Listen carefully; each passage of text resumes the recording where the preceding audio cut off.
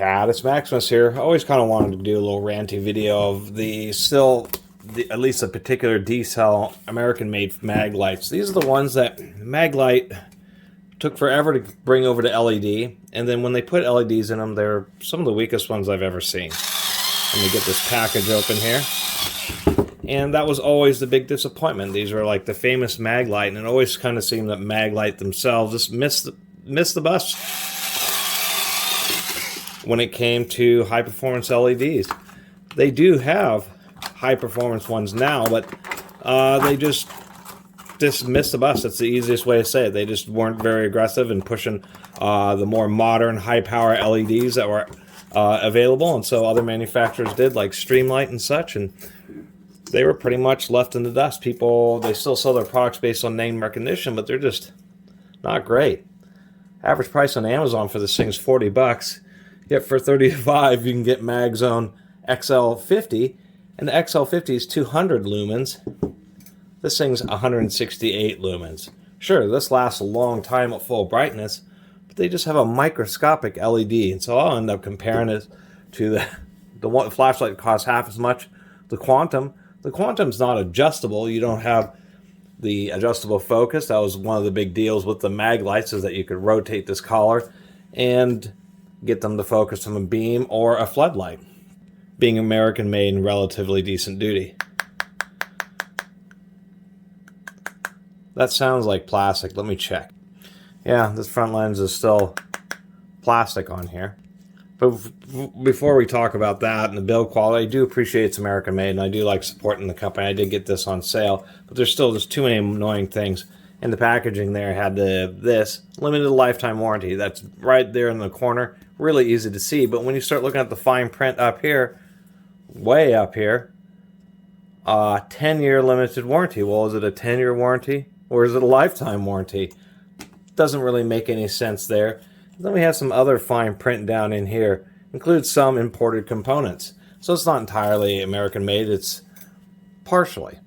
So I thought, Mag-Lite really is just getting annoying. And so the problem with this is this is just nothing. I mean, I've done reviews like on this Sofern SP33V3. This thing is like a couple 3,000 lumens, tempered glass lens, stainless steel front end, uses a 26650, and this flashlight can just about, you could probably fit 2 or 3 of these in the profile of this Mag-Lite, and this thing is one of those modern high power flashlights with a temperature icon on it or a burn warning.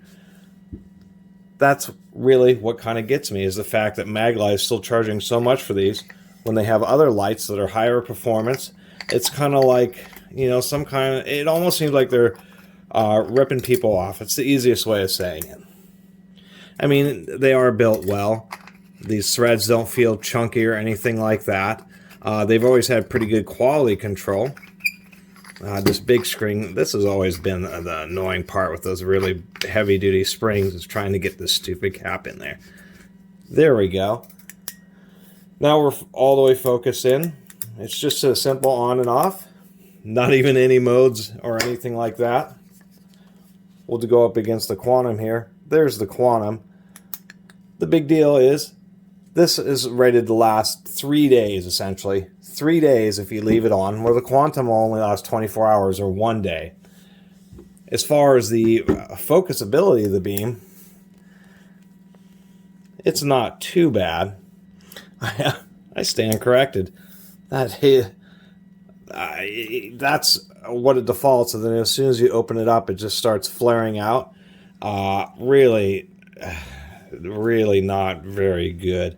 And I think big issue is, I'll do a little show outside. Here I'll show in here. I just need to get a little further away from the table. So there it is. That would be its focus. And then as soon as you try to broaden it out, you get this black spot in the middle, and it kind of turns into a flood, but a lot of the overall light energy disproportionately disappears. And once again, if we're about 4 feet away, we can just see that the flood, even though the Quantum is also a fixed lens, still is pretty good. Maybe a little bit less intensity, just because it is kind of a compromise between flood and beam. This Mag-Lite is just annoying. It's the easiest way to put it. And the reason is they're using the same old lens that they've used for decades. And that lens is optimized for a physical glass bulb, which has a different offset. And I think that's one of the biggest problems with this flashlight. If we pull this off, ton of threads on there, you can see essentially how it works. So there's something you could always do is pull off the head and use it as like a candle, but it's now set below the tip. This is a spring-loaded, so it's just a different mechanism, but it's all like the similar internals that the old light bulb version uses. And so that was the other annoying factor about these, is the fact that they should have just put in a brighter LED bulb. If you're going to charge so much money, it's already going to be using some imported materials. Might as well give people a nice bright bulb. Might as well give them at least a high and a low mode, or maybe a strobe or something like that. You know, they still put serial numbers on them. Like, I'm sure there's not very many agencies or businesses that would even care about serialized flashlight, considering that there's just so many other options. Other things that they just haven't, you know, they just stuck with the same old traditional without even doing something like putting a few flats on there, just like this, so it doesn't want to roll away. That's always been a big issue, is with these rolling away. And they haven't even bothered to update that. So that's kind of my rant about this Mag-Lite, is the fact that these could have been so much better.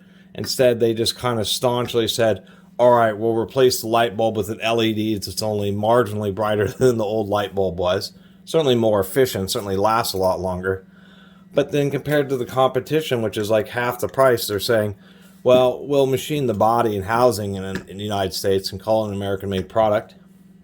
And then basically use our name recognition to essentially rip people off for an item that just doesn't offer much value. And that's always been my issue with Mag-Lite, you know.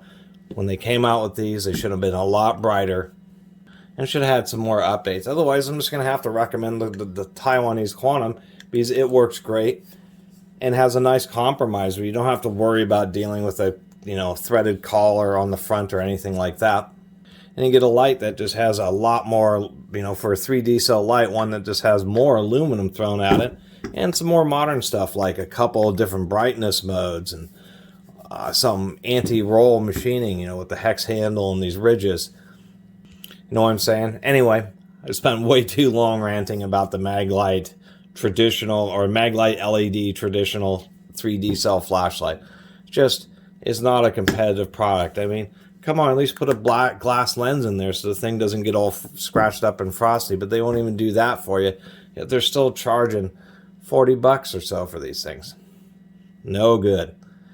Anyway, really appreciate everybody who's been watching and subscribing. And if you haven't subscribed, please do. Until next time, Catus Maximus out.